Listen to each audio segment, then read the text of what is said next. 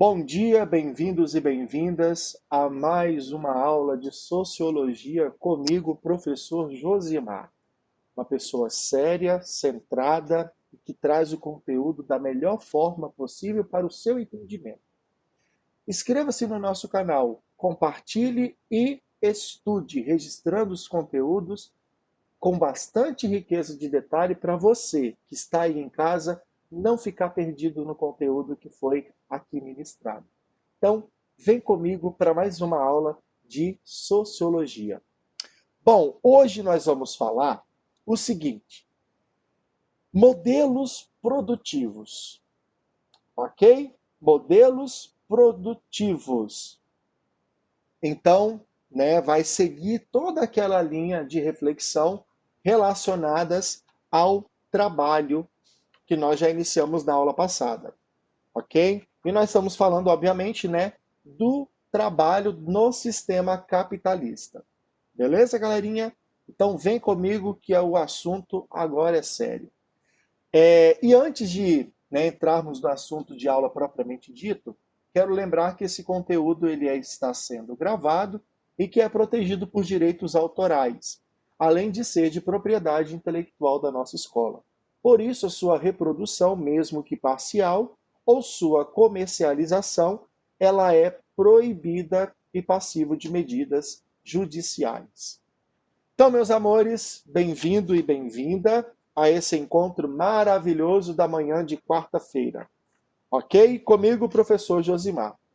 É o seguinte, galera, vamos que vamos, hein? Quero deixar registrado aqui, olha, que, tá? Não falem de mim.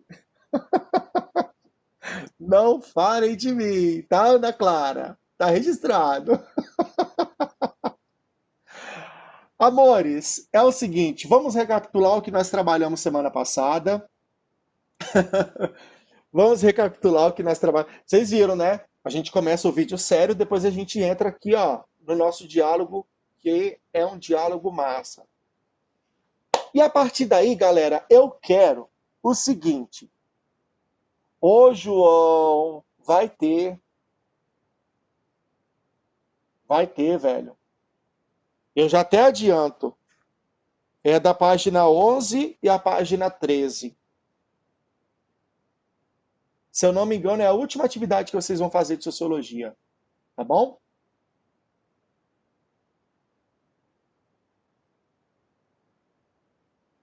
Penúltima. Penúltima. Penúltima. Tá beleza? Ó, só porque eu não consigo ver emojis, para quem está assistindo, eles ficam mandando emojis e aí aparece um monte de quadradinho aqui, olha, quando eles me mandam emoji. Só porque eu não sei o que é esses emojis. Então, ó, tô de olho, tá? Bom, amores, vamos recapitular o conteúdo da aula passada? Nós começamos então falando sobre as relações de trabalho, lembram? Lembra que nós falamos das relações de trabalho? E aí, trouxemos toda uma contextualização falando, sobre como o trabalho ele é entendido, como o trabalho é compreendido. Trouxemos a contribuição, referente ao trabalho que Durkheim traz, e, obviamente, a gente acaba destacando não apenas Durkheim, mas também as contribuições de Marx, tá, gente? Não esquece desses pensadores quando você falar sobre trabalho. E se porventura você tiver alguma redação que relacione, aos novos ambientes de trabalho, ao trabalho 4.0, que está muito em alta hoje, quando você fizer, alguma reflexão sobre empreendedorismo, vamos pensar a partir desse conteúdo, que ele vai ajudar bastante você, criar aí um argumento ou argumentos que sejam bacanas. Tranquilo, gente? Então veja que essa compreensão de trabalho ela é muito importante para nós até mesmo entendermos como que nós estabelecemos a relação, ou pensamos as leis trabalhistas nos dias de hoje, tá? Então observe o quanto que essa temática ela é importante. Bom, vimos então o seguinte, que a, a formação social, ela, né, com a modernidade, ela vai se aproximando dos modelos de trabalho. Ela vai se agrupando aos modelos de trabalho. Se eu não me engano, eu acredito que foi, né, que eu falei com vocês sobre a relação, né, ou melhor, não relação, mas os comportamentos de trabalho que nós vemos, né, sendo reproduzido dentro de casa, nas nossas relações. Foi, foi com vocês que eu comentei isso? Ou vocês não lembram? Comportamentos que a gente tem no trabalho que a gente acaba trazendo para dentro de casa. Foi com vocês? Foi, né? Ah, Ana, tá vendo? Eu sei, Ana. O que é a nossa aula sem Ana Clara, gente? O que é a nossa aula sem Ana Clara? Diz pra mim. Ó, tá esperta aí, ó, digitando rapidinho. Então, galera, observa que a nossa relação social, ela estará muito ligada aos comportamentos e aos modos de produção que são realizadas, né, que são praticadas nas indústrias, nas relações de trabalho, ok? Por exemplo, né, quando você percebe a questão de horário, daqui a pouco a gente vai chegar nessa questão de horário, etc e tal. Mas nós vemos hoje, né, uma certa competitividade. Isso é graças ao quê? Ao ambiente de trabalho que se tornou um espaço competitivo. Quando nós vemos a ideia, né, de trazer para dentro da nossa casa a necessidade de uma proatividade, olha só, gente, o mercado, o mercado, né, o trabalho aponta para a gente? Justamente a necessidade de sermos proativos, é estarmos à frente. E esse estar à frente é o que para nós, gente? É justamente a necessidade de estarmos à frente para produzir e assim, né, conquistar o espaço dentro do mercado. Então observe que os nossos comportamentos em casa, seja com os amigos e tudo mais, a gente traz uma certa referência das relações de trabalho. E nós fomos educados desde criança a começar a pensar sobre essa relação de troca. Percebe? Por isso que nós muitas vezes não fazemos nada de graça. Faz sentido para você, pessoal? Faz sentido para você? Nós não fazemos nada de graça. Sempre queremos o quê? Alguma coisa em troca. Faz sentido?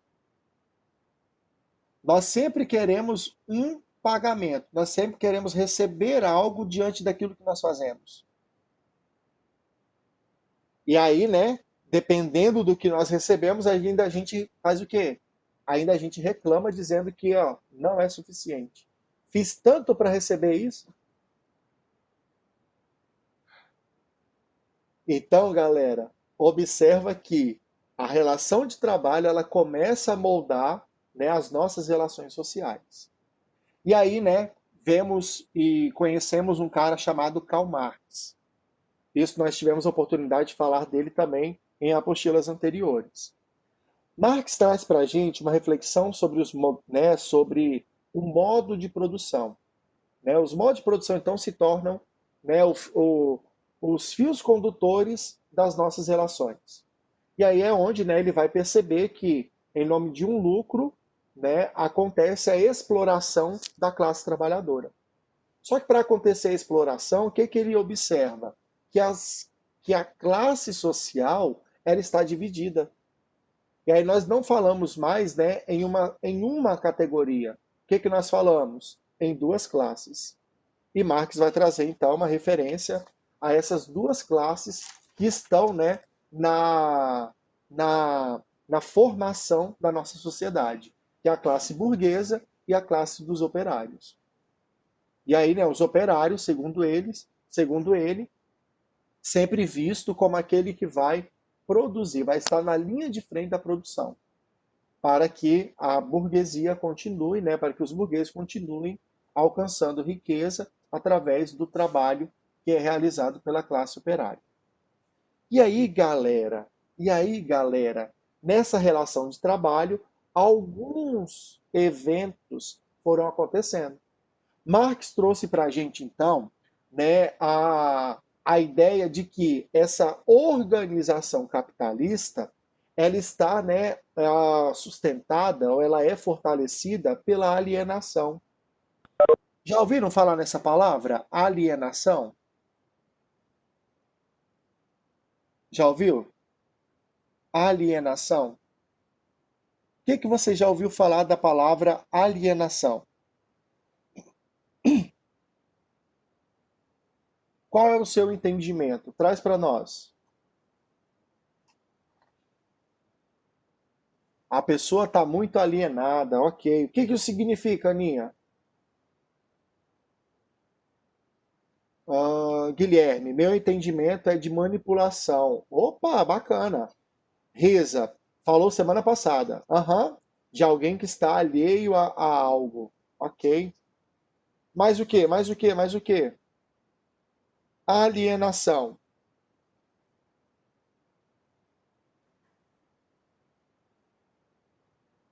Mais o que? Mais o que? Alienação.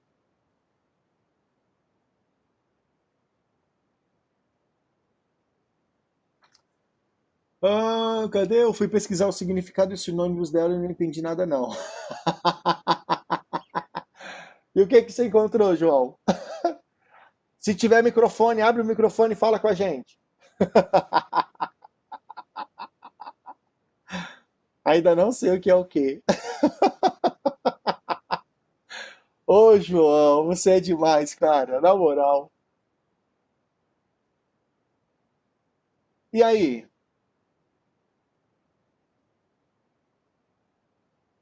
Fazer algo sem questionar. Opa! Sabe quando nós falamos, né, que tal pessoa ela é alienada, tal? É quando ela não consegue visualizar o que está para além daquilo que ela faz. Então ela, né, sabe quando você coloca o trabalho acima de qualquer coisa, ou então você coloca, né, uma religião acima de qualquer coisa, você coloca um relacionamento acima de qualquer coisa, nós acabamos nos alienando. Ou seja, nós não ampliamos o nosso campo de visão.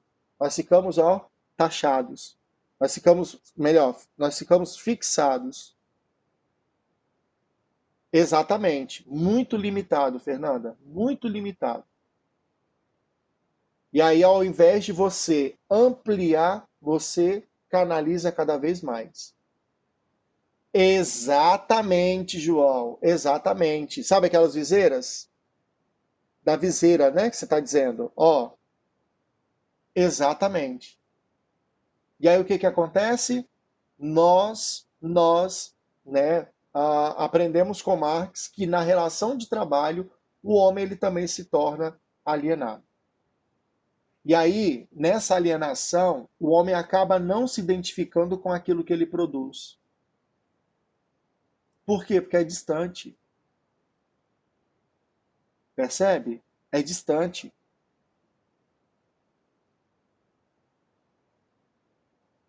Tranquilo?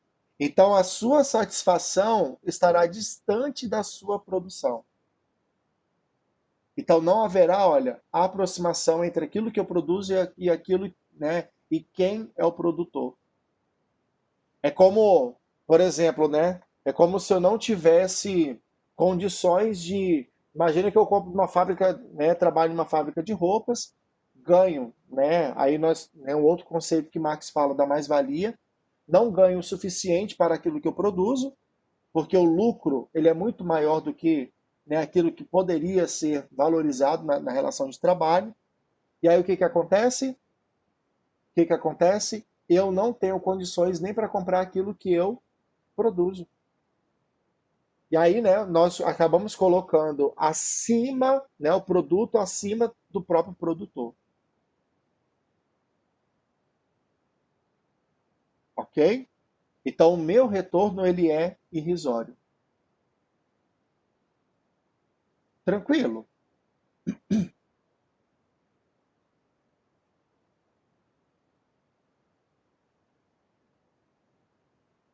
Tranquilo, galera?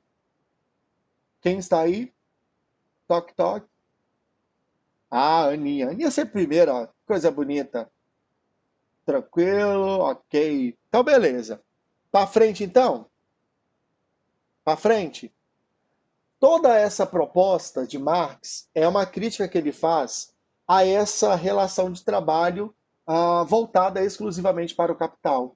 Pensar na produção, mas não pensar em quem o produz. Ok? E aí Marx chacoalha, né, a base, né, a classe trabalhadora, mostrando para ela ter consciência de classe, de que a consciência de classe ela é fundamental. Beleza? Saber qual é o lugar, qual é o espaço que eu ocupo e até onde, né, eu devo chegar. E aonde eu devo chegar? Aonde as minhas pernas assim alcançarem. Mas eu preciso ter consciência do meu espaço. Preciso ter consciência do meu trabalho. Eu preciso ter consciência da classe do qual eu ocupo. Tranquilo?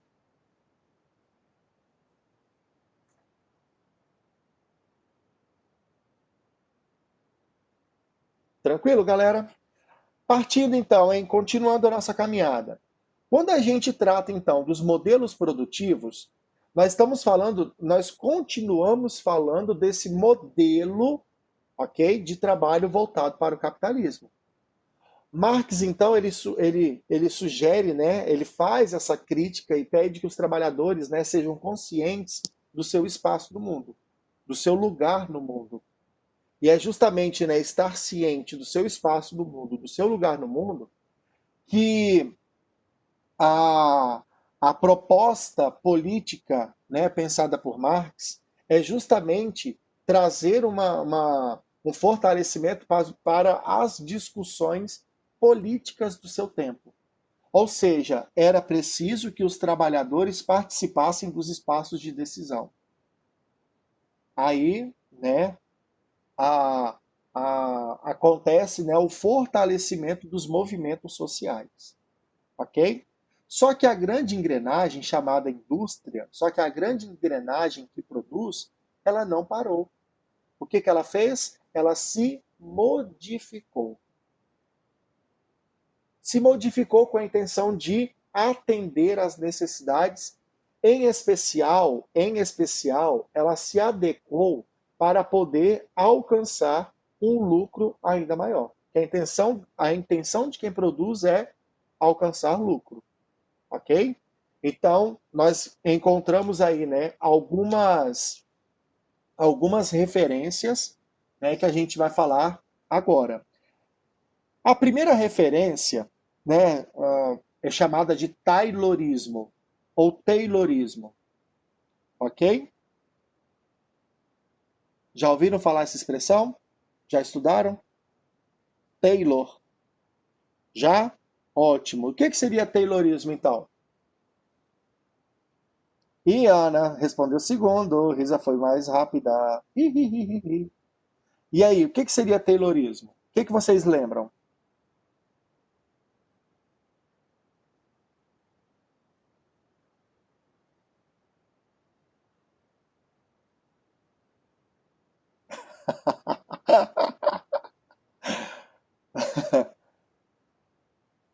O que você lembra de Taylorismo?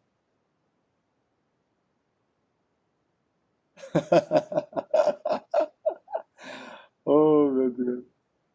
De esteira, cada um com uma função. Exato. E olha que interessante, agora não tem mais todo mundo ocupando todos os espaços.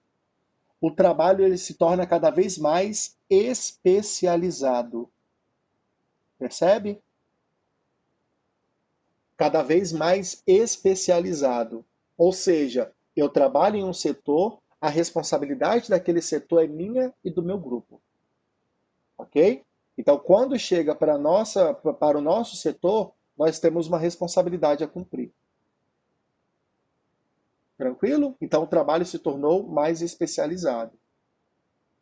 Ok? Com isso, né, qual seria a consequência disso? Rapidez na produção. Tranquilo? Eu acredito que vocês já tenham visto Tempos Modernos de Chaplin, não já?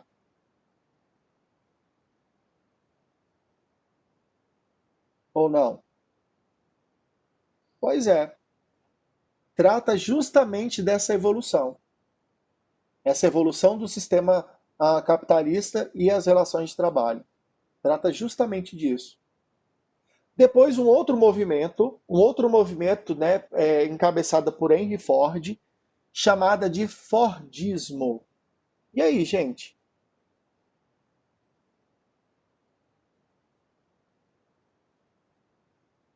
O que seria Fordismo? Ou será que a Risa trouxe para a gente informação trocada?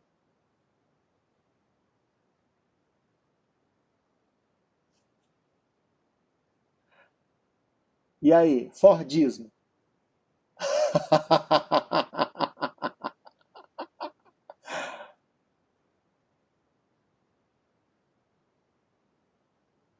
Fordismo.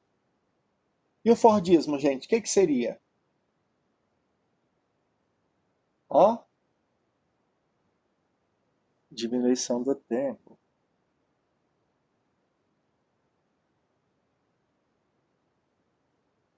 Diminuição do tempo. Ah, diminuição do tempo de produção. Bingo! Ana demorou, viu? Ana demorou, olha, deve estar digitando ainda. É o corretor dela que está dando erro. E aí, gente, olha que interessante. Nós temos primeiro, né, uma produção que vai especializar. Agora, pior que eu ia falar mesmo, nem foi só a colinha. Quem deu cola? Olha só, gente. Aham, aham. E aí, então, veja que interessante. Para reduzir o tempo do trabalhador, por exemplo, no cafezinho, na ida ao banheiro, qual foi a estratégia de Ford? Delimitar tempo. Para que, gente, a delimitação de tempo? Justamente para não perder tempo e ganhar com a produção. Ok? Maior produtividade.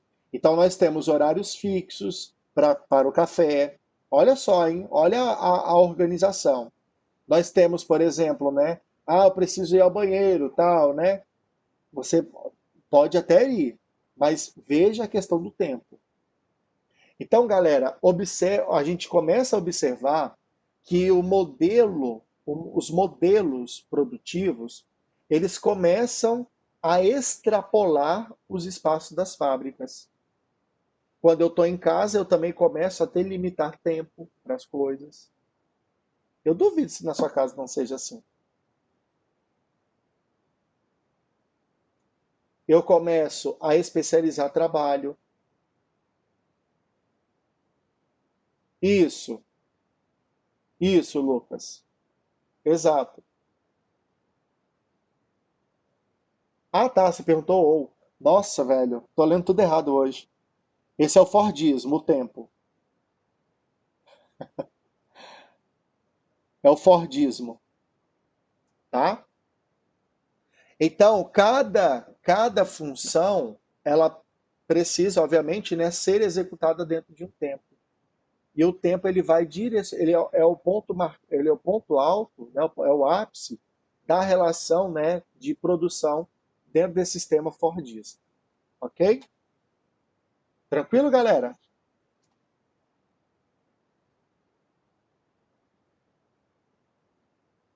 Tranquilo? E a terceira via é chamada de toyotismo. Toyotismo. E aí? Ah, flexibilização do trabalho de acordo com a demanda. Perfeito, Risa. Sabe aquela ideia de fazer por encomenda? Tipo isso? Faremos por encomenda? Ai, João. Ó, ô, João, a Ana tá começando a aumentar a energia. Isso é muito bom. Isso é muito bom. Para quem começou toda assim, já tá. Eu gosto assim, olha. Tá? Então, o toyotismo, galera, vai produzir. o necessário. Olha que interessante. Para que produzir o necessário? Evitar o quê? Quando a gente produz o necessário, o que que a gente evita? Desperdício. Exatamente. Aí o exemplo, né, que nós temos é o exemplo do supermercado, né? Comprou, foi diminuindo, vai repondo, ok? Para dar a sensação de que sempre temos sempre temos material, sempre temos produto à sua disposição, ok?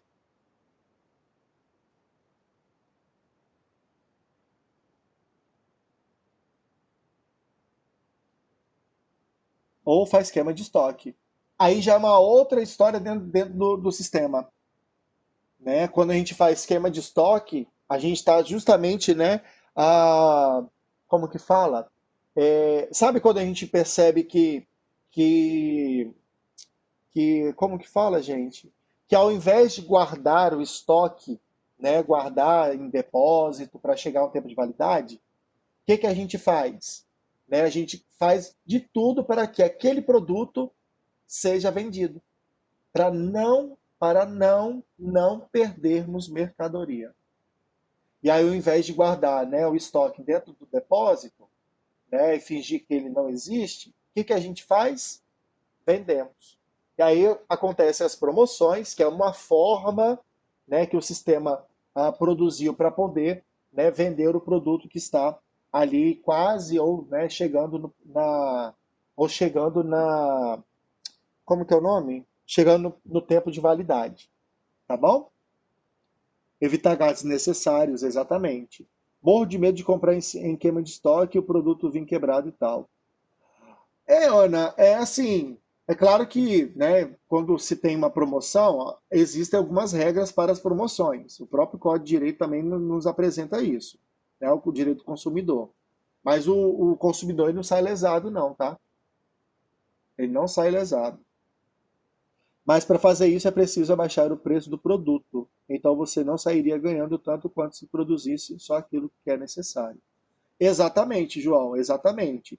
Só que quando o produto ele está guardado em estoque, né, e pensemos em os produtos que têm validade. O que que acontece? Desculpa, eita, desculpa, passou alguma coisa aqui. E aí então o que que acontece quando nós temos essa situação? É claro que, né, o dono, né, o proprietário, ele precisa ficar atento a isso. Para quê? Para que faça, né, as promoções devidas, né, ou talvez não a queima de estoque em si, né, mas as promoções de forma gradual, para que obsture, né, as datas de validade para que o consumidor leve, mas desde que respeitando, né, as regras ali dos prazos. Tranquilo? Tranquilidade, gente? Beleza. Galera, olha só. Deixa eu compartilhar minha tela aqui com vocês, que é o de hoje. Viram aí? Compartilhem aí. Show, show, show, show, show. Como vocês podem ver, olha, está no meu planejamento, tá? Estamos finalizando agora os modelos produtivos, tá beleza? E ó, vou abrir para vocês lá. É uma atividade de fixação de conceitos, tá? Essa é a última tarefa do ano. Essa é a última tarefa do ano para vocês. E aí vocês têm até o dia 2/12 para me entregar. Quarta-feira que vem. Gente, olha, na moral, velho. Vou ficar com saudade de vocês. Eu nem vi vocês. Vocês vão voltar ano que vem diferentes. Diferentes. A Ana vai ficar o quê? Ah, vai ficar velha. Vai ficar velha, Ana. Vou, Fernanda. No mesmo esquema da outra, só para vocês me devolverem a atividade, tá bom? Dia 1 é meu aniversário. Oh, que maravilha. Cai que dia? Deixa eu ver aqui. Terça-feira. Opa, então quarta-feira quero bolo, hein? Traz bolo, Risa. A gente vai fazer uma última prova? Deixa eu ver. A gente ainda vai fazer uma última? Eu não sei como que está o calendário de vocês. Tem que ver a questão do calendário. Eu mandei algumas questões lá de simulado. Não sei se foi para vocês, eu acho que não, acho que foi para o terceirão. Mas fique atento ao calendário, tá? Bom, tranquilo, galera. Mas assim, de atividade, essa é a última. Peço que aqueles alunos que ainda não encaminharam, por favor, tá? Me enviem as atividades o quanto antes para poder fazer os registros, fazer as correções. Beleza? E fazer o lançamento de nota. Tranquilo, galera? Deixa eu parar a gravação